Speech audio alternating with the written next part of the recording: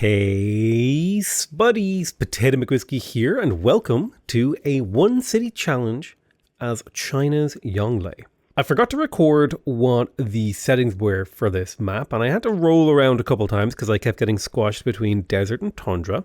But now we have finally got a start that is not complete and utter trash. In fact, I would go as far as to say as this is a little bit too strong of a start, and I almost feel like I'm obligated to re-roll it. But, you know, every now and again, you get to have a little power fantasy. I think the thing that really detracts from this start is the number of mountains that are in my empire. Okay, that's going to really hurt me when I'm playing a tall game, particularly a one city challenge game. I am tempted, however, to perhaps relocate across the river to here. Because remember, I'm only ever going to have one city this game, and there's a few key things that I would like to get. If I could get the Temple of Artemis, that would be amazing. I probably won't be able to get it because it requires a camp, and I do not see a camp in this city at the moment. On the other hand, I would also like to get the Hanging Gardens. It's slightly worse than the Temple of Artemis, but it scales a little bit better, so it's kind of okay. So why would you do a one city challenge with Yongle? Well, basically, all of his cities gain +2 gold, +1 science, and +1 culture per turn when they reach 10 population. And he also has the ability to convert production into food. So he can grow a single city to pop 10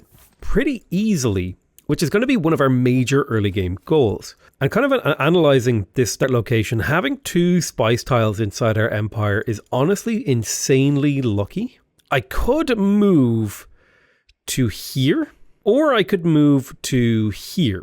This Plains Hill could have a lot of potential. If I settle on the Plains Hill, I get to make use of these mountains for adjacency on like a campus, and then I will probably want to have adjacent to that campus an Oxford University. That's a +3 campus. That's pretty decent. There's also a +3 campus over here, should I desire. So I think I'm going to go ahead and tentatively start making the move towards that one, starting on a 2-2 base tile. When you're playing a one city challenge. Oh my god, and I found another spice, and there's still a spice over here. Okay, I take it back. I didn't just like roll a good start. I rolled like a godlike one city challenge start. Part of me wishes I had now moved to here, because 1, 2, 3. How many mountains do I have in range of my city? Let me just do a little bit of a city overlap. If I go to this, there's a button you can press when you're in settling mode. Yeah, if I hold down control, there would be 3, 4... 1, 2, 3, there would be 6 mountains in range of this city, and there are 1, 2, 3, 4, 5, 6, 7, 8, 9 mountains. And so there's 9 unusable tiles that I have currently inside the city. This city would have had only 6 based on what I could see here. I think 9 is a workable amount. So I think we're going to settle in place here just because the tile quality in the immediate vicinity of this is so damn high. Being able to start off working a 4-2 tile is quite literally the best tile in the game. There is no better tile than a spice tile on a hill with a feature. This is the best tile. There is no question about it. There is no discussion on this matter. It is the best tile in the game. Actually, this is fantastic news to see Kumasi. Being boxed in by city-states can be an amazing position defensively. One thing that I would really like to get in a tall game is the Oracle for the +2 great people points per of their type. So that's going to be our rush direction. I would be very, very happy if we could get our hands on a Pantheon. We have managed to meet our good friend Patcha Cutie. How's it going, you cutie? He's a dangerous foe. Because he tends to do really, really well after the early game. So he can be a bit formidable, and he's someone we have to watch out for a little bit.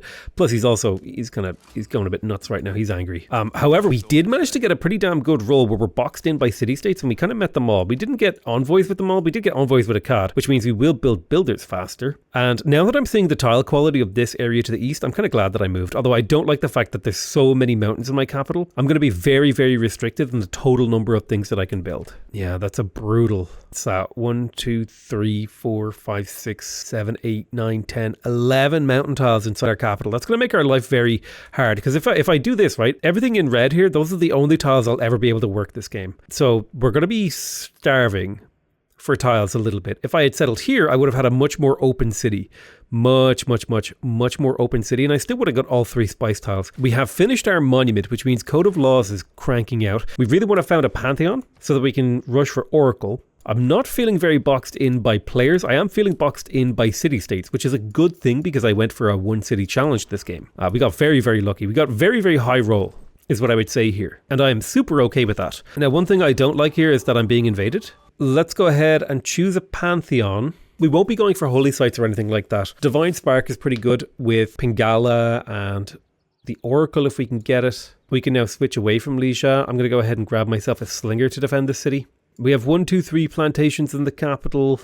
We probably want to get something like fertility rights that allows us to scale our build. 10% growth rate is just really nice when we're already growing really, really fast. We have a slinger inside our house. We're about to be able to start the oracle. I'll put a couple of turns. I might finish the granary before we go for oracle, because the big thing that I'm missing right now is housing. We need to hit 10 population ASAP, so getting that extra housing up would be fairly useful. Next, goals for our civ. Where do we want to go next?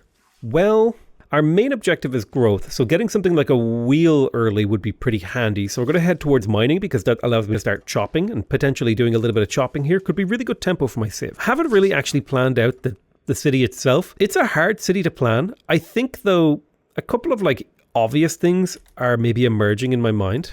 There's a dam there. There's an aqueduct here. We could get a really good industrial zone. Do we need that kind of a housing boost? This again, I need to be careful about how many tiles I'm using up, because I'm going to I need a government plaza, right? I need a government plaza for sure. I'm going to need a diplomatic quarter. I need a theater square. I need to build a hanging gardens. I need to build an oracle. Where am I going to put my spaceport? Well, the only real place for my spaceport is over here.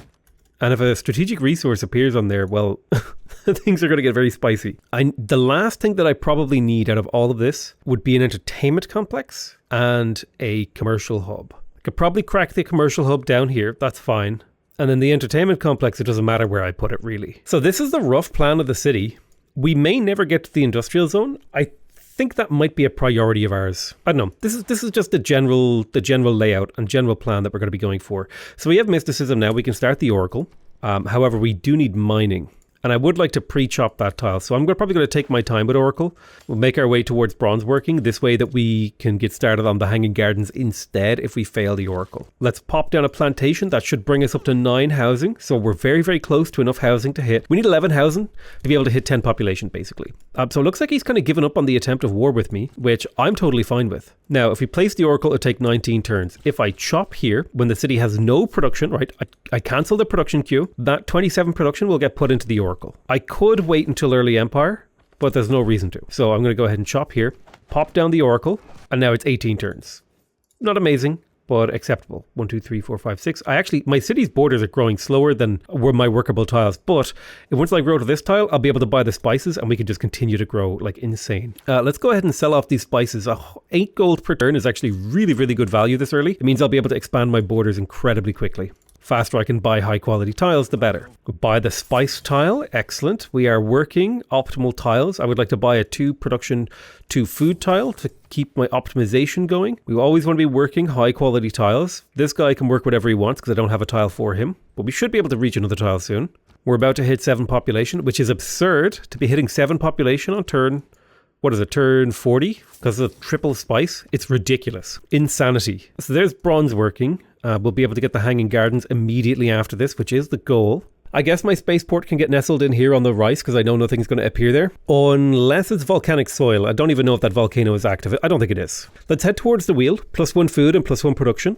Doesn't seem like much, but if we get it nice and early, it'll pay itself off quite quickly. Very nice to meet you, John Curtin. It's a pleasure to meet you. Looks like he forward settled me. We managed to get the oracle. So patronage of great people costs 25% less faith. We're less enamored with that, and it's more important that every district in this city will get +2 great person points of their type. The oracle is really, really important to any sort of taller build. All right, let's go ahead and place the government plaza. We're not necessarily going to be building the government plaza immediately because we really need the hanging gardens. The hanging gardens will be how we secure the final 2 housing that will get us to 2 population. I'm going to tell the city to focus on production now. I'm going to unlock all the tiles as well, just in case there's a slightly more optimal layout. That's about it. In terms of governor title, I would reckon that culture would be way more important for me in the early game. Culture will allow me to get more governor titles and upgrade Pingala. That tripled our culture. We went from 6.7 to 15. It's a huge culture jump. So very, very nice on that front. We are lacking amenities. I wonder if I can buy them. Nope, no amenities on the go at the moment. There is something nice about having only to manage a single city. You can kind of get through a game a little bit quicker. Like, it's been 20 minutes and it's turned 50. Like, I'm feeling pretty good. I haven't had to make really hard decisions. It's just kind of been like, oh, I do this and I do this and I do this. There is something really satisfying about playing with a smaller number of cities. I'm not quite a convert to tall gameplay yet. But I see the appeal. But there's the hanging gardens. That's a 15% growth rate. In combination with our Pantheon fertility rights, we should now be getting a 25% growth bonus, which is overpowering our amenity bonus, as well as the housing multiplier. So we should hit 10 population extremely quickly here. And I think hitting that 10 population is so important that I will be converting half of my production into food until I hit 10 population. We're so close to it, and it's such a huge upgrade to the civilization that I'm going to rush now for 10 pop. We got the 2 important wonders, and we placed a few key districts. Is there anyone here that would be important for me to take control of? Probably Muscat. Singapore could be quite useful. Kumasi, it's actually quite powerful here if we wanted to go for Kumasi, which I think we will. So we'll hold on to my envoy until I can start taking control of Kumasi. The reason Kumasi is so powerful is my capital city will have so many districts that the +2 culture and +1 gold for every specialty district will apply many, many times. One more turn and we hit the critical population level, and we should see our yields explode now. We should go from like 10 gold per turn. Yep, huge explosion in yields. So now a single city is producing about 20 science and 30 culture and 30 gold. We are a little bit low on amenities. I would love to buy some. This helps. It doesn't erase my problem. I'll sell off my spices for 14 gold per turn. That's hugely efficient. We will promote Pingala with researcher. And now when I refresh, yeah, we're up to this incredible 30 science, 30 culture. We no longer need to do Lijiang food.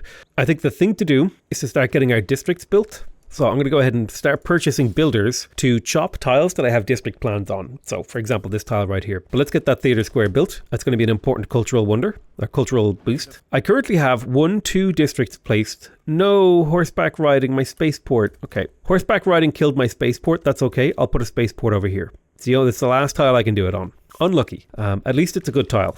The classical era ends in 4 turns. I'm not really sure what I can do to secure a golden age. There's probably not much. Let's chop. That will finish the commercial hub. I think the most important thing for this game is to get a little bit of science going. Although we could really make use of the amphitheater room because we do have a great writer sitting around doing nothing. So I suppose I'll chop again. We just need to chop for tempo really. And exactly next turn I'll be able to place a great wall tile and secure myself a golden age. Boom. There's the great wall. +4 era score. Golden age secured. We bam, down a mine. We're about to get +1 production on our mines, which is fantastic. Don't really need to spend these envoys. I'm going to hold on to them for now. Okay, so Sweden declared war on me, which is like slightly obnoxious. Do I go ahead and... yeah, I think I just buy more archers. So we'll shoot here and we will buy ourselves more archers to defend, get rid of their archers. We're in a golden age, so we could do whatever we feel like. Technically, we could get a religion. I don't think we care. Oh my God, please stop shredding cardboard. You're so annoying. This is just my life now. Why do I have a rabbit? Nice to meet you, Mavemba Nzinga, and my good friend Peter the Great. Right, so I'll move this archer down left 1 tile and I will promote it with volley. I'll move this archer to here. I will attack with you, and then attack with you, and then attack with you. I need to take away the sovereignty of Akkad because I don't want to deal with their catapults. So I'm going to put envoys in there. I'm going to grab Amani and I'm going to put her in charge of Akkad. I cannot do that because I'm at war with that city-state. Unlucky. Unfortunately, I think they killed my trader because I was traded with Samarkand and my trader was hanging around this area. I guess I will just continue to produce archers. I suppose if I have enough archers, there's really not much they can do. I'll kill that horseman and move this to here to provide defensive layering. Unfortunately, my Governor Plaza is getting smashed up now, which is, you know, super not ideal. We need to kill this catapult as a major priority. This catapult can get damaged. I'm going to move my warrior forward a tile and then move my archer forward a tile. As long as the city doesn't run out of wall health, we should be fine. I don't like that my government plaza has been smashed. I really don't. It's a very, very unfortunate thing. But as long as we're fortified and we're happy, I think we're well defended now to the point where we shouldn't have to worry about things. I'm going to go ahead and get my library and then I can kind of move on to grab monarchy. +1 housing level per walls and +2 diplomatic favor for every Renaissance wall. The most important thing there is the influence points because I will be building my diplomatic quarter next. I wonder, can I break the suzerainty of Akkad here? I can. Excellent. So I'm no longer at war with Akkad, which solves me a little bit of an issue that I was having. Of course, every issue that I solve is just an opportunity for a new one to arise. Let's step over here. You are going to probably die. I'm going to buy myself another horseman. I'm okay with you dying. Can't let this war really get in the way of my tempo, even though it is naturally just getting in the way of my tempo. It's been a while since I did a 1 city challenge, so I'm kind of curious to see how that's going. Take Garrison. Garrison makes it very, very hard to do anything against your civ. Kill that archer. Just make sure we get kills. That's the most important thing. As long as we're killing off their units, we're completely obliterating their ability to do anything. And this guy's forward settling me on my border. However, I have secured all the tiles that I need to, and that city will probably just struggle for loyalty. You can retreat this way, and then you can take over his position. You go ahead and shoot there, and you shoot there. Swap with this archer, and it's all looking very, very good. We have just completed the diplomatic quarter. We really want to get the consulate, but the university is also extremely high priority for me. So let's see what these crossbowmen try to do. It looks like they're trying to approach aggressively, which is kind of what I would expect from them. My archers can only really tank one hit, so I'm going to try to draw these crossbowmen in deeper, where more than one archer can shoot at a single crossbow. And in fact, it looks like it worked perfectly. So we drew the crossbowmen into our killing field, and we will now make short work of them. Can we kill this guy here? I think we have enough city shots and stuff to take him out. Yeah, five shots it took to kill that crossbowman, but it did indeed work. And now we're getting the university.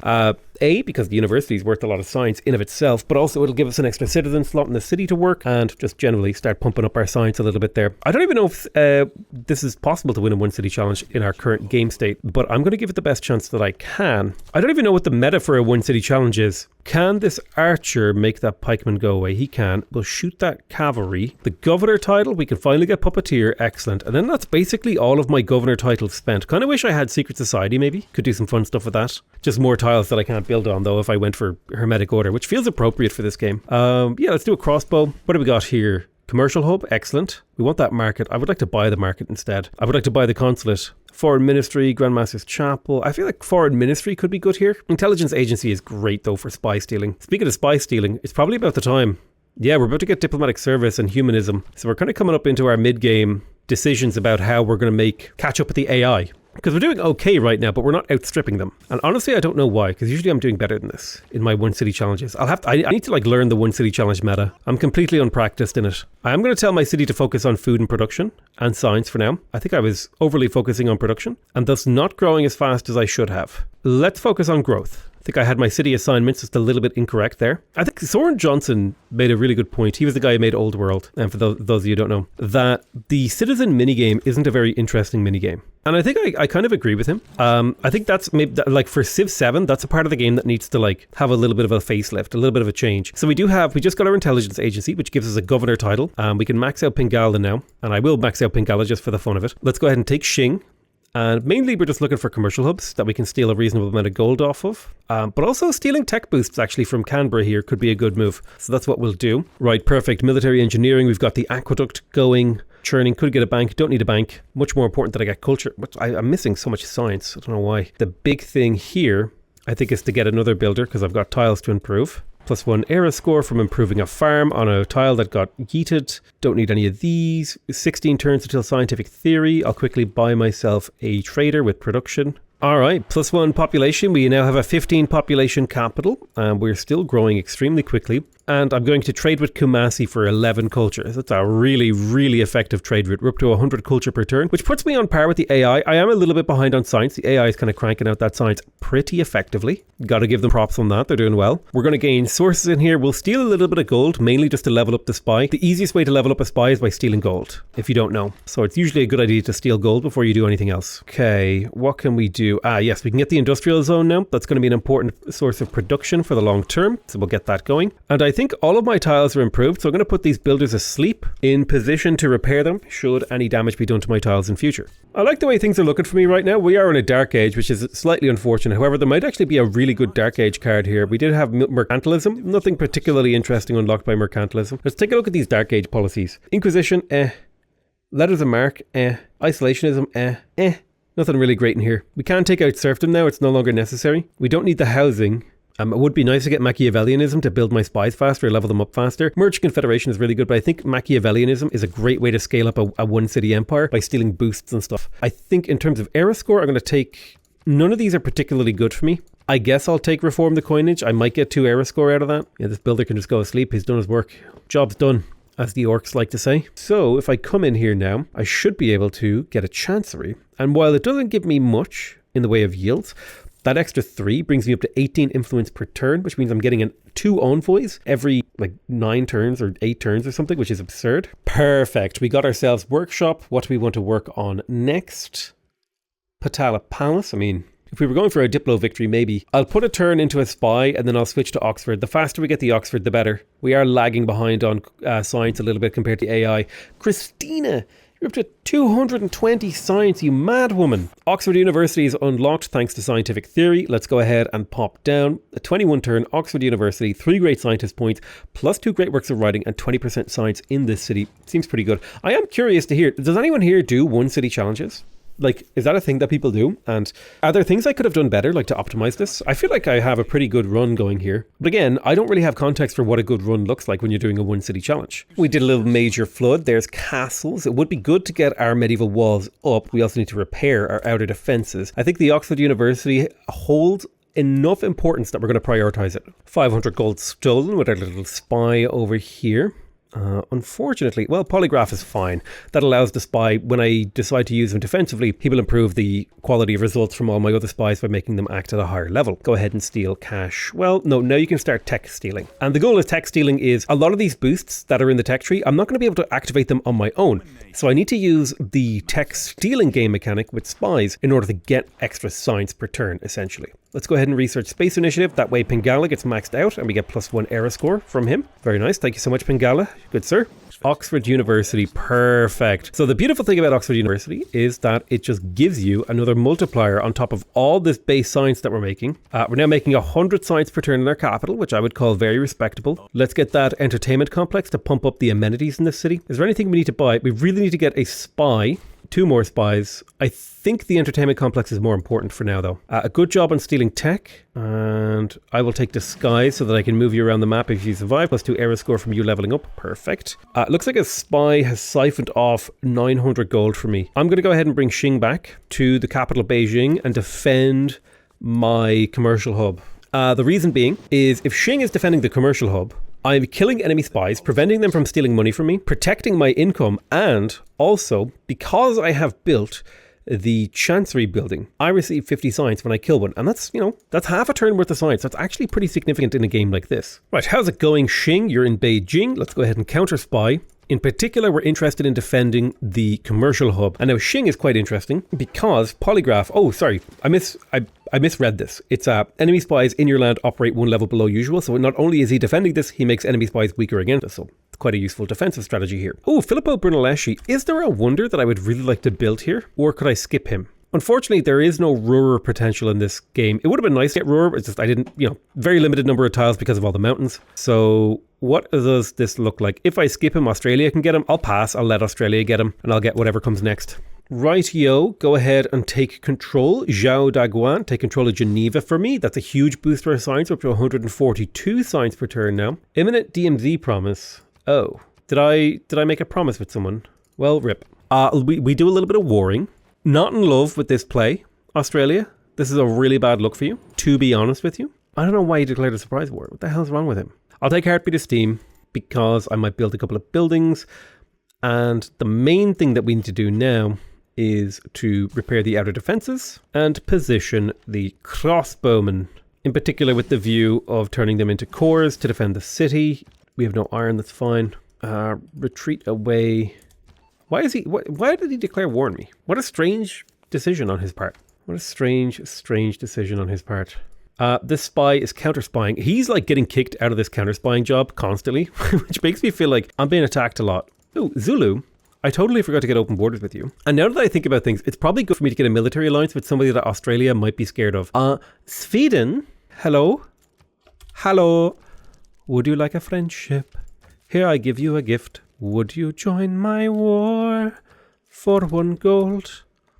What about several hundred gold? Okay, she joined my war. Oh my god, look at this Paiti. Jesus, that's a beautiful tile. I really want to do a preserve run, like an honest to god run where I actually feature the preserve in all of its glory. All right, we're working on field cannons. Good god, these cuirassiers are strong. We might have to retreat to preserve our crossbowmen here. It's really dumb that I can't shoot here. Cities should be able to always shoot, because he might be able to shoot me from that tile. At least I hope he can't. All right. I think the most threatening unit is actually the bombard. So I'm going to try to loop around and see if we can get some shots off on that bombard. Maybe we can get these medieval walls finished. Maybe we can't. It would be nice if we could. Give that city a little bit more combat strength. Research alliance with Chandragupta. I mean, if he trades with me, that actually ends up being okay for me. One thing I don't like is that being at war is erasing my 15% science boost from Geneva. So I'd like to get out of this war as soon as possible. That would be ideal. We need to get rid of these bombards. They're the most threatening unit. The medieval walls have been finished. Finally, we get our Renaissance walls, I guess, for +1 housing. Not that we really need it. Okay, so they stepped forward and shot my city, which will cancel the Renaissance walls because you can't build walls if the city is damaged. Go ahead and shoot him. Stay fortified there, and we can go ahead and head back to building the dam. How close are we to getting an artist? We could probably gold purchase an artist. Owie, city's taking damage, but this bombard is under threat. I don't like this. What's his base combat strength? His base combat strength is 74. 74 compared to a... So actually it's 78. He has intel on me. He is great general, so that's +8. So we're talking 80. We have river. We can take one hit off this guy. That's the situation we're in. I would rather take no hits off this guy. The good news is he can't get bombards around my city because I can just obliterate them. And he might have to deal with some levied units here, because if I levy Kumasi, I might be able to squeeze in and do some pillaging and just generally be annoying. How willing are you for peace? 3 turns until we can negotiate. I'd be willing to pay him off. All right, let's move you to here. Shoot that guy, move you in here, shoot that guy. You can become a knight, which just means you'll be able to tank a hit. This cuirassier takes a hit. Walls are in shambles. Let's recruit some pike and shot. They might be able to hold off cuirassiers. We lost suzerainty of Muscat, so I'll take that back with a couple of envoys. Boom. Any buildings I could buy? Probably not really. So he just pillaged my Diplo quarter, which is immensely frustrating. However, we are going to get revenge, like, immediately. And it was extremely worthwhile revenge, too. Boom. Right, we killed both of his units, and we lost a single district building that we can immediately repair. So it's not the end of the world. It looks like we got away with that war with basically scot-free. So how does he feel about peace? He wants way too much stuff. Although it's fine. If he spends all of his time building military units to send at me, and I can tank them effectively without necessarily hurting my empire, that's actually a net positive for me. Oh, baby. We failed to steal money, but we did repair our walls. We could get Renaissance walls. That would be another +1 housing. Although, to be fair, we wouldn't benefit from that +1 housing for much longer. I suppose, yeah, let's do it. Let's Renaissance wall it up. Let's go. Was there anything else I was supposed to build? Yeah, I think I'm going to go for the archaeological museum here. And then I can gold purchase a archaeologist. I just need to move the Great Writer out of the city. I totally forgot to get my second great work of writing in the Oxford University. Slight error there. That's okay. I'll get myself an archaeologist. Some small sub-optimal plays. Australia. Still not willing to make peace, which is weird considering he's not winning the war. We got Renaissance walls. I think if I tap his city of Sydney a few times with a field cannon, he might be more willing to peace out. We can get encampment, we can get a neighborhood. I don't think I need any of those things. Maybe it would be good to improve my trade routes, but perhaps I would be better served by doing projecting for great people. I think that might actually serve me better. So I could project for faith as well if I want to, or sorry, for food, if I wanted to continue to grow this city. We could continue to force growth in here. We have enough room for at least 2 more pop. We could get the 25 pop pretty comfortably, but I think getting more population won't actually significantly increase the yields of the city, while it will significantly increase the demands of the city on amenities. And it looks like Kalmar, actually, from Sweden, is getting ready to flip towards us. But again, I'm going to be denying any claim over that city. I have 1 city, and I'm very, very happy with my 1 city. Thank you very much. How did you not get that kill? Oh my god. So our goal here is to just put a little bit of damage on Australia's cities to try and make him more willing to take peace. Right now, he's not willing to take peace at all, which is super not where I want him to be. So I'm just going to get free yields by pillaging his tiles and stuff like that. And pillaging campuses here is actually super valuable. A, because it hurts him, but also B, what are you talking about, Movember? I have like 2 troops. Well, he's acting like I have a giant military that's getting ready to attack him. What was I going to say? Yeah, this is a great way for me to get... This is basically like me getting an extra turn of science here. I'm going to refuse the city of Kalmar, and I need to go pick up some relics if I can, so I'm going to wandering around with that guy. We could get a stock exchange here. That's 21 gold per turn. That's really powerful. We do have a tile that we need to repair, actually. Go repair those horses. 21 gold per turn is hard to pass up, as well as the Great Merchant Point getting doubled. So that's actually pretty valuable. We'll go for that. Where do we stand? We are we're 3 techs away from chemistry. So we're getting pretty close to a pretty big late game boost. Honestly, there's actually something to be said about just recruiting a bunch of cuirassiers and pillaging the hell out of Australia. I know that sounds a little bit mental. He killed my trade route over here. What an absolute Belendo. I want to be careful. I want to avoid this digger army. He's only got 2 movement, so I should be able to dodge him pretty effectively as long as I move around his empire carefully. The digger army is scary. Let's just build another couple of field cannons to feed into these field cannon cores. This spy over here is doing an amazing job fueling my economy. We could be stealing tech boosts, but man, I think we should. I think we should steal tech boosts, but it's hard to justify that. You actually got a level up. So, Ace Driver gives you a really good chance of escaping. The city of Beijing is big and scary. Okay, we took a pretty hefty hit off that digger. I don't know how he managed to get over there. Roads. I need to be careful of roads. I thought he had 2 movement, but the roads gave him enough movement to get over and kill my courser. Let me have a little think. What if I looped around here? He's flanked. I attack twice with my cuirassiers. He gets killed, then I combine them, and maybe they'll be in better shape once they're combined. I could bring up a cuirassier as well.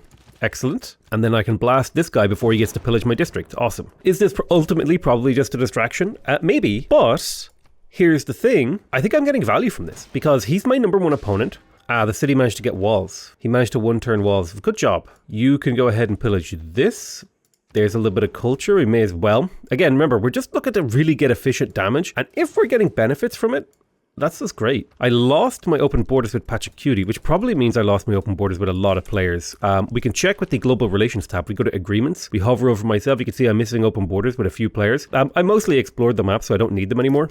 So I'm not going to fight to maintain them. I would like a barbarian artifact. So I have one from Brussels, one from the barbarians, and it's important that they're from different people because if you have artifacts from the same person in the same district or in the same archaeological museum, they're actually worth less if I remember correctly. So that's why even when you want to mooch them around, it's like a lesser known game mechanic. Yeah, I really need to get out of this war. These war weariness is killing me. I don't understand why he won't take peace. I'm going to be honest with you. I don't understand why he won't take peace because this war weariness is now killing me. So unfortunately, the only way I'm probably realistically going to get the AI to peace out is if I decide to do a counterattack. That's a necessary thing that I just have to do. I'm going to have to see if I can get my hands on some niter. Unfortunately, I'm not really in a position to counterattack. -4 war weariness on a defensive war is brutal. I'm going to quickly pick up military science and then I'll go to sanitation, back to chemistry. I'm going to build an encampment on ideally a tile that is not important, like this mine tile right here maybe. It's a lot of production, but I think the food is a little bit more important to me. And my goal with this encampment is to be able to produce a larger military score so that maybe he'll be more willing to peace out. I don't think I can threaten him in traditional warfare. I just don't have the production to be able to actually field an army against what he has. Hey, somehow that digger actually one-shot a field cannon core. Surprising on that front, to be honest. Sorry, it was a field cannon army, actually. It wasn't a core. So I would like to send my spies out to go steal tech again. Cusco looks like a good spot for that. Very unlucky position that we're in. That we're in a war that he just won't peace out. Hopefully when my encampment comes up, that'll help control the situation slightly better because I will have a city shot over there. I'm going to vote that down. I wish there was a neutral vote, but I'm hoping someone else votes it up. Yeah. Looks like Shaka and Christina voted that up, so that's excellent. That'll keep him distracted. Let's make sure we kill this guy. Boom, boom, boom. And we start taking chips out of you. Let's go ahead and buy the barracks. I'd like to buy the armory too. Is there anything I could sell? I can get a bit of money from this. Sold off a few luxuries, grab myself the armory. Now we're one step closer to where we need to be. We would like to get military science. I think I'll prioritize military science. I will start producing a field cannon. So he's just throwing units at me, which is really bad. My war weariness is now at -5. And he's able to just absorb this war weariness like it's nothing. Like he's literally halved my science by declaring war on me. This is like a really 5-head play by the AI if this was indeed his goal. So I don't understand why he won't peace me out. And he's not even looking for a fight with me. 19 turns to get the chemistry. That's brutal. We circumnavigated the Earth. Perfect. Very cool. Industrial era ends in 1 turn. The world enters into the modern era. There's military science. Excellent. And that was part of our goals, was to build the military academy, so that we can build corps and armies and we can start maybe spamming units to try to get him to change his mind. I don't like how enemies can use your forts, but you know, I think it kind of makes sense though. Let's take Heartbeat of Steam. We might build some industrial era and later buildings. I don't think our dedication makes a lot of difference here. The big thing is we just need to get out of this war. Like I would actually be willing to give him all of my gold. I'm offering literally everything I own. Oh, okay. Well, I'm not willing to give him my amenities. Am I? No. He needs to reevaluate this war. Trying to think if there's any more sciencey wonders that we could like just crack out real quick in the late game. Unfortunately, there isn't, so I'm going to go ahead and just skip Gustav Eiffel and let someone else take him. Escape by vehicle. He managed to escape with composites. Excellent. So we have a lot of these late game techs boosted. We still need to boost like 1, 2, 3, yeah, a bunch of these. But the fact that we're getting these boosts is really helpful. -6 amenities from war weariness. We're officially now -10% from amenities. Brutal. I'm going to see if I can buy some niter. I don't need this much niter. I probably need more like... I have 6 already, so I need 30... No, I do actually need as much niter as I can get because I need to recruit a bombard army. 32 gold per turn. Can I sweeten this deal somehow? It should be fine. I'll just sell off a little bit of Diplo favor to make some of that money back. Yep, there goes 26 back off her. But that should allow me to get bombard armies. And now if I get an observation balloon, I should be able to bombard Sydney. And that's the most important thing, is with an observation balloon, I can bombard Sydney from a safe distance. Now that we have communism, the next goal that we need to get to is over here, globalization. We need the International Space Agency card, which will give us 5% science per city-state that we're suzerain of. That'll be a really good way for us to get back into the game. I mean, we're not out of the game, but we're struggling. Admittedly, the AI has put up a resistance that I wasn't expecting. In the interest of preventing Pingala from getting killed again, I'm going to be counter-spying on my capital. I really can't let that happen again. It was genuinely horrifying and brutal to my economy. Thankfully, he will get re-established next turn and that'll put us back to where we were. I'm trying to see what's his level of like, I hate you at the moment. And if I gave him literally everything I had, he wouldn't take peace. Like, and that includes strategics. Yeah, he just straight up does not want peace. So I have to threaten his cities. It's the thing that makes AIs reconsider wars. 6 turns until a bombard. It's going to be a very slow and arduous process to get this peace. Oh, his city was just damaged? Oh my god, the city didn't take any damage. I was hoping the flood would actually do something to help me here. I'm being denounced by the Zulu for God knows why. Didn't do anything to them. He has no military score and he just will not take peace. I don't understand it. Let's go ahead and gold purchase an observation balloon. We need to get vision of the city of Sydney. That'll probably require us to get some way of getting vision. Do you know what I could use to get vision actually? This is going to sound really weird. Believe it or not, settlers have +1 vision over normal units. So if I buy a settler here and put it on this tile, I might be able to see the city of Sydney and then bombard it from range using the obs balloon. I know that sounds like wild, but hear me out. Settlers actually are +1 vision range support units because now I can see the city of Sydney. It actually worked. This is how you use game knowledge to your advantage. And now I should be able to very, very slowly bombard this city. It'll take a long time for him to be like, oh god, I'm dying. But when he does realize it, it'll be bad for him. So in terms of great scientists, we could go ahead and recruit Margaret Mead. However, I'm going to pass. I'm going to recruit Margaret Mead. And then in my capital, I have nothing else to build. We can finally start doing campus research grants. I would have liked to have started doing that like many, many turns ago, but this war has really just completely crippled me. Peter might win a culture victory before I can win this game. You never know. That, like this war, again, this might actually have been the thing that sealed my fate. Because it's really important when you're in a one city challenge to get either Stephanie Kwolek or Carl Sagan. Ideally Stephanie Kwolek if you can get her. Oh my god, he's willing to make peace. The second I started bombarding a city, he's like, okay, peace me out. Amazing. So my war weariness should be immediately erased. And now we're at +9 amenities. Amazing. Okay, we're back on track. 200 science per turn. We're benefiting from Geneva. Everyone can just fortify. So that's what I needed. I needed a bombard hitting the city of Sydney before, like, the AI won't piece you out unless they feel threatened. Margaret Mead is going to give me 1,000 science. We can finish chemistry. Unfortunately, I won't be able to build the research lab as much as I would like to because I decided to ban science buildings. And now I need to use my highly trained spies to start destroying spaceports. So if we take a look at the science victory, Australia is the only one who's researched rocketry. No, Christina's researched it as well. But with 200 science per turn, now I feel like I'm in a better position. Finally, we can start doing rocketry stuff. My god.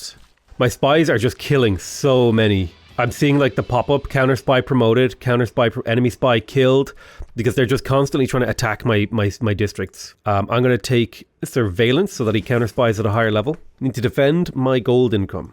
I'm public enemy number 1 apparently. One thing that we could consider is if we're rushing globalization, let me have a think about this.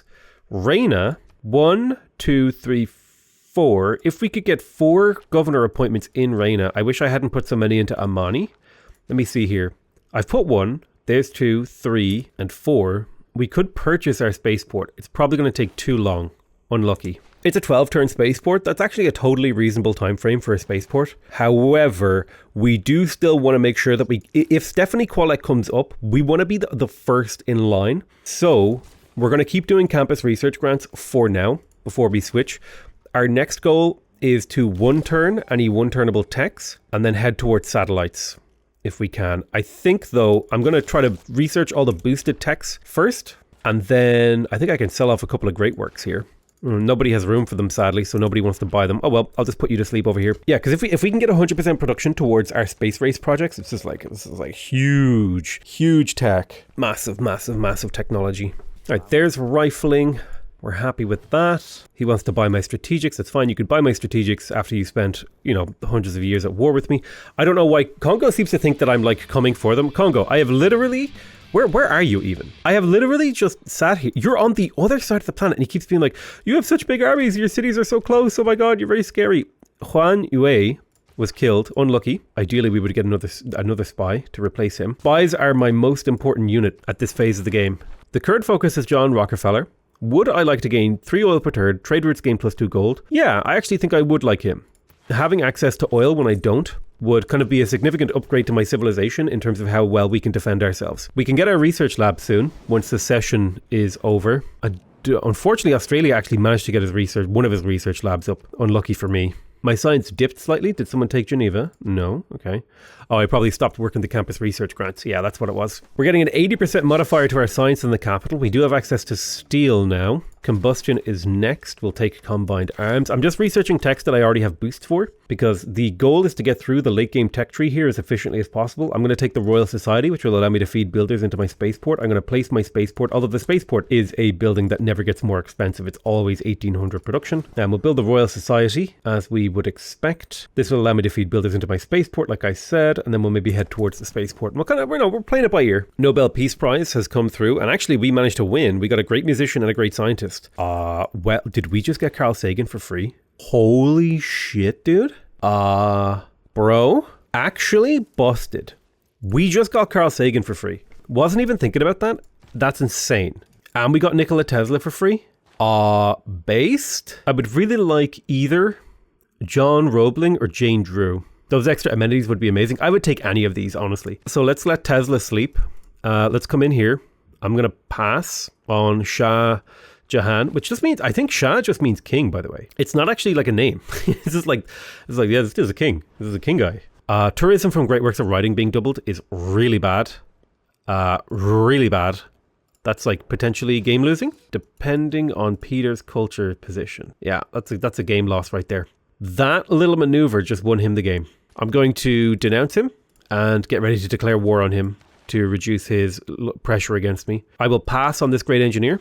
All right, there's combustion. So it's saying he's got 39 turns to win. Here's how I can help this, is if I get people to declare war on him. So would you like the joint war, Peter? What if I gave you like a little bit of cash? Okay, so I got Christina to declare war on Russia. That means Russia won't be able to trade with her or get open borders. I'll have to plug in defense of the motherland and defend myself really carefully here. Shaka hates me and won't join my wars. Pachacuti might. Would you like to join my war against Peter? He will join for 2 gold. That's fine. I don't know why you hate me. Being at war with the Congo is annoying and painful. But having a few people be at war with him should slow him down. I would really love to get the Zulu in on this war. How long until I'm no longer being denounced? 8 turns. So I need to like send him a gift. Why do you hate me? Why do you hate me? Different governments. Denounced an enemy. Here, my guy.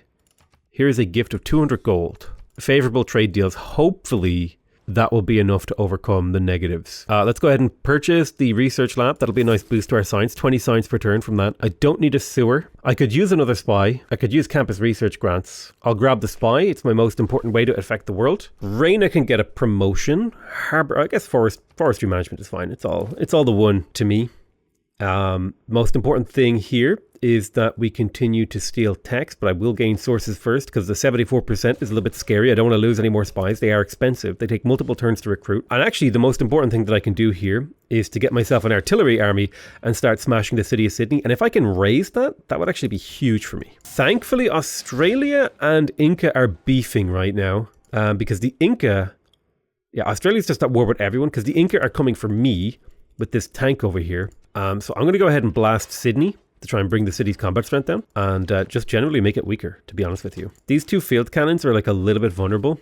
I'm researching combined arms because it's the only thing I have a boost for. We just got hit with an aircraft. Chandragupta wants an economic alliance. I will take it, try and save my skin and stay alive. Keep monitoring Beijing for enemy activity. Retreat here. You promote with the emplacement promotion. Excellent. +1 era score. Let's take crew weapons because it's one step towards shells. We can continue to bombard Sydney next turn. Let's see how the cookie crumbles. What happens? Yeah, okay, so he's got some mechanized infantry. I could levy Samarkand. It's a pair of mechanized infantry corps. Well, one's an army, one's a corps. And I could kind of dip in and maybe pillage a little bit of, edgewise stuff, or at the very least, provide a better defense of Samarkand. My goal is to try to get Sydney to piece me out. So by bombarding Sydney, I increase the chance that Australia is like, maybe we might lose a city. And that's the most important thing in this war. On the other hand, in Russia, I think my goal is to just do damage to his economy. Actually, you know what? The thing I really need are campus boosts. So let's do that. I could get a broadcast center. It's a significant amount of culture at this stage of the game. I think I'm going to purchase it with gold. So I'll see what I can sell to the AI for cash. And then if I purchase the broadcast center, that is a 12 increase in our culture per turn, plus the addition of a great work of music should be another tiny little boost to that. 48 culture per turn. Very nice little boost. Like 248 culture per turn, not 48. We got about 20. Yeah, we got about 20 culture out of that move, which is not insignificant, let me tell you. I think forcing growth in this city is based. Then again, if I got Abdus al-Salam, I would boost all of these late game techs. There's something to be said for that. If we're going for space race, do we really want to delay until we get social media?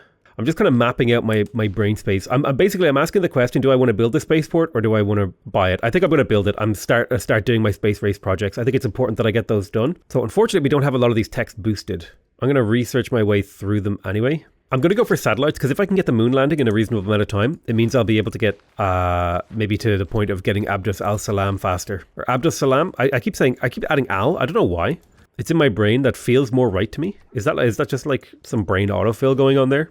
Right, thankfully these guys are fighting each other and my mechanized infantry don't look like juicy targets, so we'll go ahead and pillage for culture. There's space race, 15% production towards space thingies, seems quite good to me. I'll drop that in instead of logistics, and then if I pillage again, that's another 170 culture, which means globalization is now 14 turns away. So we need to be ready on the ball with Shaka to prevent him from denouncing me again. God damn it, he same turn denounced me. I wish they would give you a turn to do diplomacy. There's no reason for him to denounce me. How is Russia's culture victory? It looks like getting people to declare war on Russia really slowed down his culture victory. So that's good news. We're not out of the woods yet. Bodyguard of Lies, this is perfect for me. I have a ton of spies. We are currently only in the atomic era, which is this part of the tech tree right here. So all these techs just got cheaper. Every tech around here just got cheaper too. So I'd say like turn 251 for a one city challenge. We're doing okay. We got about another 50 turns to get our space race going. Right, let's have a look at the war situation. We should be able to peace out Australia now, and he's more than willing to make peace because I've been blasting his cities. He'll even pay me slightly. So I'm at peace with Australia. He's allied with Russia, which is not good. I'm going to send him an embassy. I'll send him a gift. Wait, how does he care? Allied with enemy. So he's a little bit upset with me, but if I send him a gift, maybe he'll be more willing to treat with me without denouncing me. The other guy that I need to get out of this war is Mavemba. Mavemba is willing to dip out of the war too because he doesn't really want to be at war, and I'm going to make a gift of 100 gold to him too in the hopes that will make him favorably trade with me and potentially flip his opinion of me, and maybe I can get him to betray Russia. We're officially at peace with Australia again thanks to the bombarding of a city, and we're 7 turns until we get our spaceport. Anyone else far along on their science victory?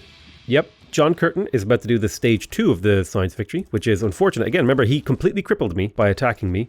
I feel like I've lost suzerainty of something, or my science is just low. Take back Auckland, we'll take back Muscat as well. My traders were killed once again. Let's go ahead and buy those. Oh, no, they finished their routes. Oh, I lost suzerainty of Kumasi. That's why things are so bad. Okay, so I always want to be trading with city-states, and I guess I'll trade based on gold. I'll trade with Muscat, and I will trade with Geneva. Need to get Kumasi back. I didn't see Kumasi. That's actually going to be pretty bad, considering we just did an envoy cycle. Where can I get an envoy? Is it worth delaying globalization 4 turns to get 2 envoys from opera and ballet? I actually think it might be. Ooh, 1 turn for naval tradition, easy clap. 1 turn for mercenaries, easy clap. Okay, so thankfully we had some envoys sitting back in the tech tree. Advanced flight, naval tradition, we take that envoy, we immediately plug it into Kumasi, we take that suzerainty back, we're back up to 253 culture, and then globalization will take 8 turns. So we actually managed to shave 2 turns off globalization by doing that little maneuver. Okay, Congo sent me an embassy. This means friendship isn't far away. Amazing. Let's talk to Congo. We will get a friendship. We will make a deal. Mutual open borders to improve our relationship. Alliance, not a military. I'll take a religious alliance with Congo. Pachacuti, resident embassy. How about a friendship? Okay. Mutual open borders to improve our relationship. How's that? Now I just need Shaka. I wish Shaka would declare war on Russia. It looks like we managed to put Russia to bed pretty heavily here by getting everyone to declare war on him. It just crushed his bonus culture, or his bonus tourism to people. And thankfully Australia managed to pump up a serious amount of culture. I don't like how much science Australia has. That's making me very concerned. Oh, beautiful. We actually managed to steal satellites, which is perfect. I would really like to plug in, actually, instead of autocratic legacy, I'm going to go ahead and plug in Machiavellianism so that my spies act faster. It's a 25% increase in the rate at which we steal tech. Which is a huge amount of science at this point. Because like a single one of these steals is worth like, what, 40% of 2,200? Or well, actually it would be the 40% of the baseline. So now we can do the moon landing, which will give us 10 times our science as culture when we do it. But we can steal 40% of this number. So being able to do that 25% faster just massively increases the science per turn expected value return on our spies. Yeah, let's get started on the Earth satellite. A 5-turn project, very nice. If we could get Sergei Korolev, it would be amazing. Perhaps that's something we'll keep an eye out for. Let me have a look at the great engineer situation. Okay, I'm going to prioritize that because it would mean we could one turn I believe Mars project is 1500 production. I don't remember. But what I'm going to do is do a couple of industrial zone logistics to see if we can steal Korolev. I'm going to continue to research these back-end techs because these ones are no longer getting a cost increase. So we just need to efficiently get to the science. Nice. I just realized how like Yongle's profile looks like such an odd one out when you compare it to all these other profiles. Like, look at all these guys. Their heads are like big, center frame. He's kind of small and like, I don't know. he doesn't look like he fits. I lost a spy in Moscow. Whoops-a-daisy. This is huge. We just got globalization. I should be purchasing builders every turn, by the way. And the great thing about a one city challenge is because you didn't build many builders throughout the game, it's very, very cheap for you to buy builders and insert them in to your projects. I totally should have changed my government, by the way, to get the +2 builder charge card. There's computers tech. Oh my god, we are defending so many spy attacks. I literally have to like reassign this guy every couple of turns because like a new spy gets killed. I mean, I'm not complaining because I'm actually getting so much science out of it thanks to the new diplomatic quarter buildings. We really need to get the nanotechnology, but more importantly, we want to research techs that we have boosted. Always more efficient to research boosted techs. Right, lovely. Look at this. Culture and gold. Looks like my culture per turn dipped. Why is that? Why did my culture per turn dip so significantly? It just needed to refresh. Okay, the UI hadn't updated. That's fine. Launching Earth satellite. Very cool. You know, one of the things that makes an one city challenge even harder is the fact that because you don't take up any space, the AI gets a ton more space and they get lots of room to keep expanding. And eventually they run away with the game. So we need to get the moon landing done so that we can get the synthetic technocracy. It'll basically boost us through social media. Let's grab this builder and start feeding him into that project. That took 2 turns off, right? That's how efficient builders are. And like, they're only costing me like 300 gold because my empire is really small. I haven't built a bunch of builders. So that's one of the costs of going wide, is that your settlers get more expensive and your builders get more expensive. And it's kind of a semi-invisible cost, but it's also a very necessary cost. Taller builds can afford to invest in builders earlier than wider builds. One more builder fed into the flames of the moon landing, and that bad boy should launch off here in a second. Interestingly enough, the 2,000 faith that I've saved up over the course of this game may actually come in really handy to grab Korolev. We could get a stadium. I think we're kind of hovering on the edge of our amenity limit, so I will get the stadium, and I'm also going to go in here and see if anyone has any luxuries for me to purchase to stay really far ahead on the amenity limit, which we are now, plus 13 amenities.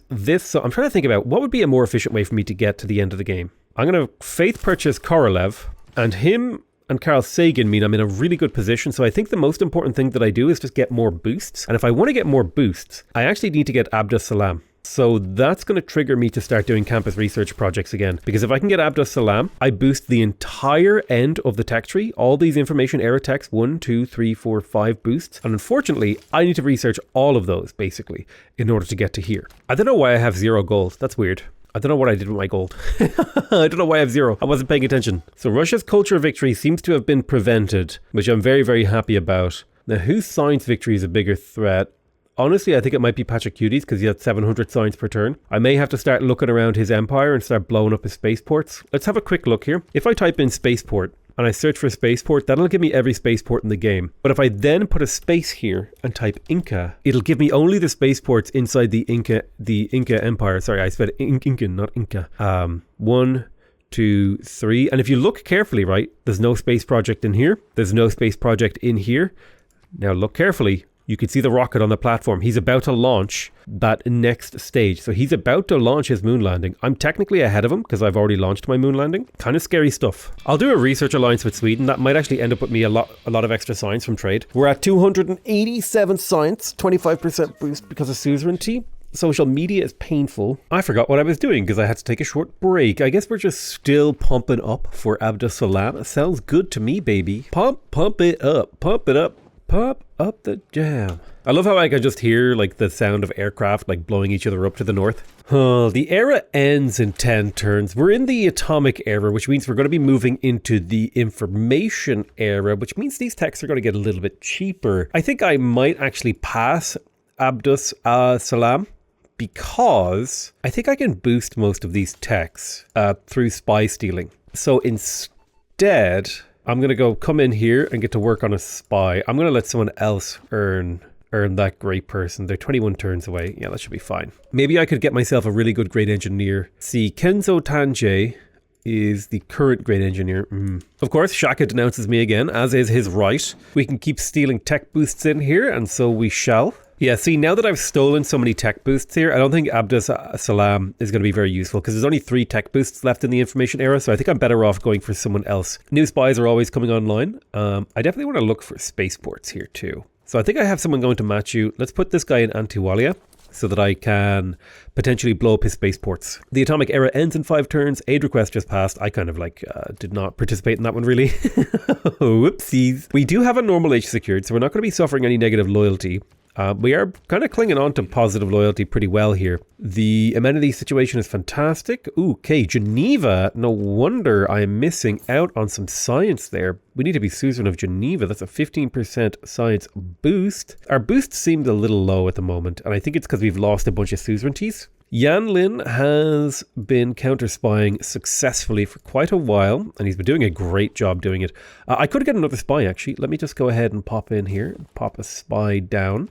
We'll start getting him next turn. One of my spies was captured in Ballarat. I will go ahead and... Oh, he's going to denounce me first. Yeah, I can't promise that. I'll buy that spy back next turn. Always worth it to buy your spies back, by the way. So he'll probably take it for like 600 gold, which I think is worth it for a spy, considering how much they cost and the potential that they represent. I'm going to immediately send you back to Launceston. The atomic era ends in 1 turn. There's nothing else that we need to do. We're about to get optimization imperative. We're working on composites. Nanotechnology is next. I think we have a pretty optimal government at the moment for the current situation that we're in. Let's do Bodyguard of Lies because we got a decent amount of era score out of that. And now you are going to continue to defend the capital because I'm being attacked by spies constantly. I think if I buy the hydroelectric dam, we stop burning as much coal, which will mean we have less carbon emissions penalty because our carbon emissions penalty is pretty rough right now.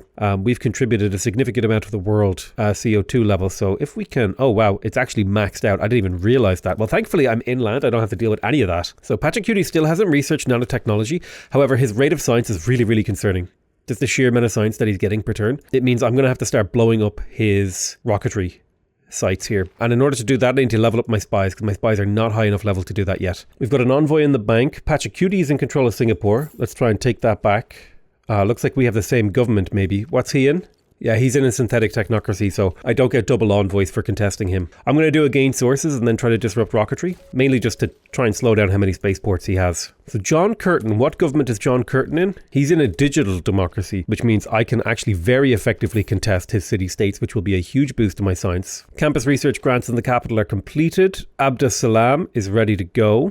I guess, do I just do some Legia food? Is that worth it? Maybe. Let's do it. So 101 turns until growth changes to 1 turn until growth. Oh my god. Wow, yeah, actually.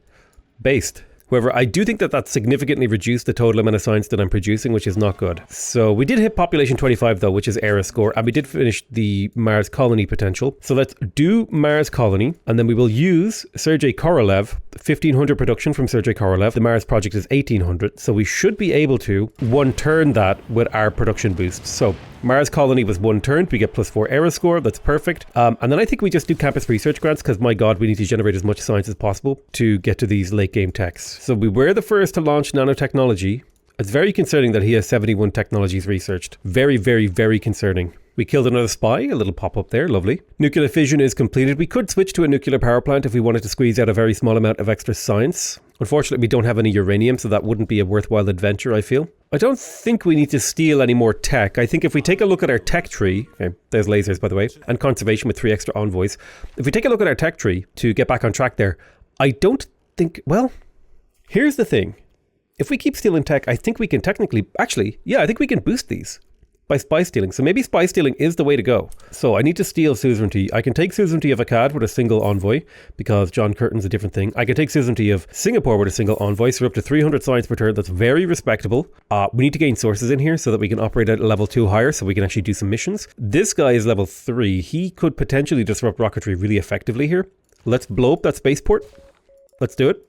This is just a way to do damage to his economy. One thing to consider is, I believe starvation actually causes negative amenities. So we need to be careful about that. But we've completed guidance systems. The main thing is to find out if this is where the protocol is, the launching satellite things. Once we finish nuclear fission, we'll know. Or fusion? Nuclear fusion. God, I wish you could buy spies with money. God, I wish there was a card for it. I wish there was a wonder for it. I wish there was something for it. Right, let's take back suzerainty of Kumasi because it's a huge source of culture for us. How is the science victory looking? I'm still the only one who's launched the 3rd project, which is fantastic. I'm getting extremely lucky here. There's smart materials. We found it. Amazing.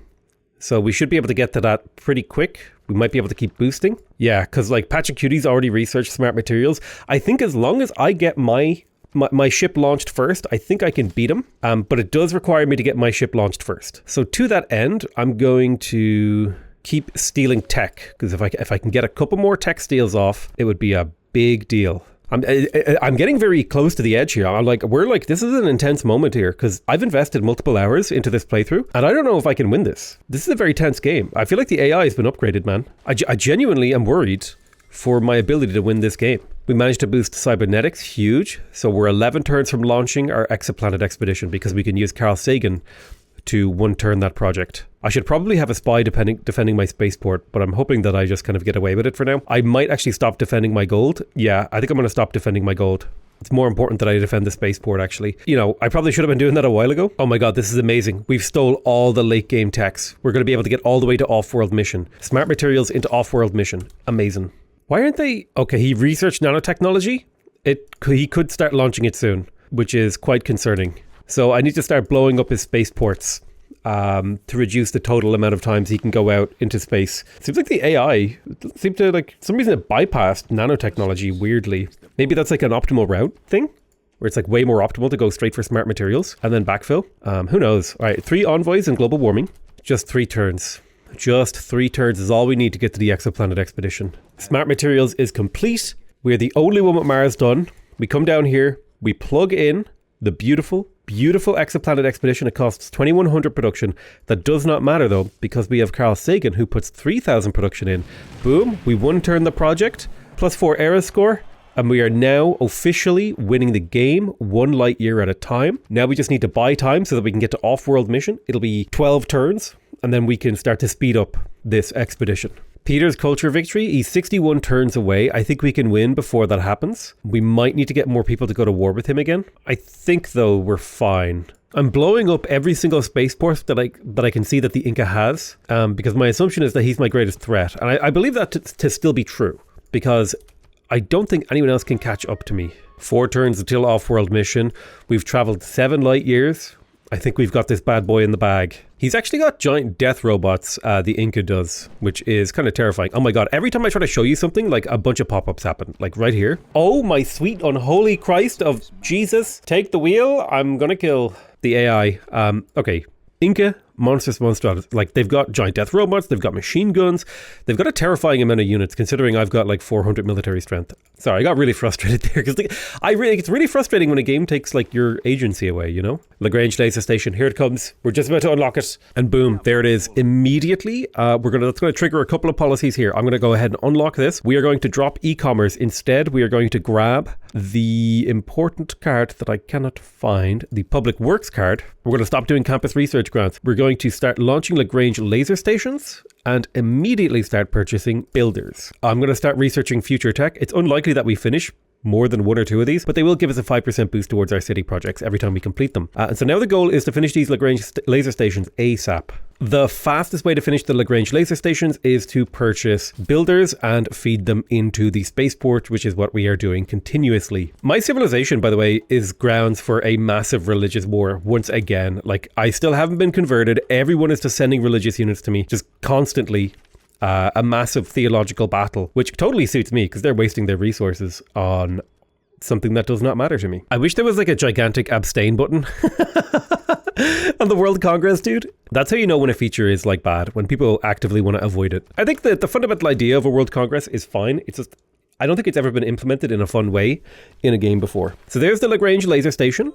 Perfect. We have launched it. We are now traveling 2 light years per turn right there. So we're looking at 13 turns until we win. We can probably bring that down by a few more turns if we launch another Lagrange laser station, which we will immediately do by feeding builders in. It would be nice if I could purchase, well, I guess I'll buy the perfume, but it would be nice if I could purchase some aluminium. How about raw gold? Thank you very much. 1500. I will take it. Little builder, feed the project. The second Lagrange laser station has been launched, which means we're now traveling 3 light years per turn, a very healthy 3 light years. We're looking at 11 turns until a win. It was 18 before and now it's 11. I said 13, but I should have said 18. So now it's 11 turns. We can go faster. We can shave that down another little bit. Did the AI break? Why aren't they launching the Mars colony? I'm getting very sus. Looks like Kumasi was killed. That's going to be a rip for me, dog. Lagrange station number 4 is completed. We're now traveling 4 light years per turn with 26 to go. So 6 turns until we win. And I think that's about as fast as we will ever get it to go. So this is where we just kick back and relax. Victory secured. A job well done. A heroic game as a 1 city challenge. Yongle. Now the most insane thing is I'm pretty sure while I'm recording this, Bose is preparing to release a version of this where he did this without ever building anything except for these projects in here, which is genuinely insane. I don't know why you would do that to yourself, but we're traveling 5 light years per turn and I think I could just shift enter 4 times and we will win the game. Oh my God, Russia is about to win. Oh my goodness. Congo, please join my war. Okay, I got the Congo in on my war, which should lower his amount of tourism per turn. Okay, it was actually closer than I thought. Scary. Oh, wow. Very, very close game. 7 turns. There's no way he's making enough to make that actually. That's got to be from rock bands that he's getting boosted. Yeah, okay, it went away. So he was getting rock band boosted. You know, it happens. The final terrestrial laser station is about to launch, and then that will be the end of our science victory. I think we will just press shift and enter, because we are now officially traveling at an absurd light speed and we've won the game. Victory is assured. And we've all seen this movie a million times, right? You've all won a science victory before, right? You all know what that's like. But let me show you some beautiful graphs. Here's Yongle. Here I am down the bottom. I want to take a look at the very important culture graph here. Look at that Yongle. I climbed up and then I stayed middle and bottom of the pack. Wow. It's really, really hard to scale a single city. But look at that though.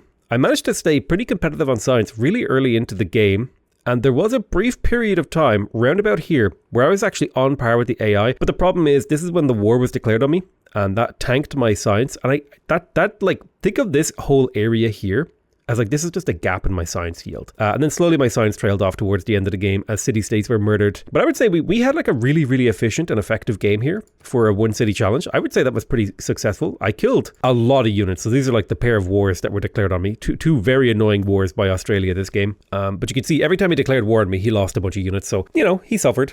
I built a few wonders, didn't do anything else, never founded a religion. We did all the fun stuff. Let's go do just one more turn because I am really curious about taking a lovely screenshot of this beautiful empire. That's going to be it from me. I love you all very much and I'll see you guys next time. Bye bye.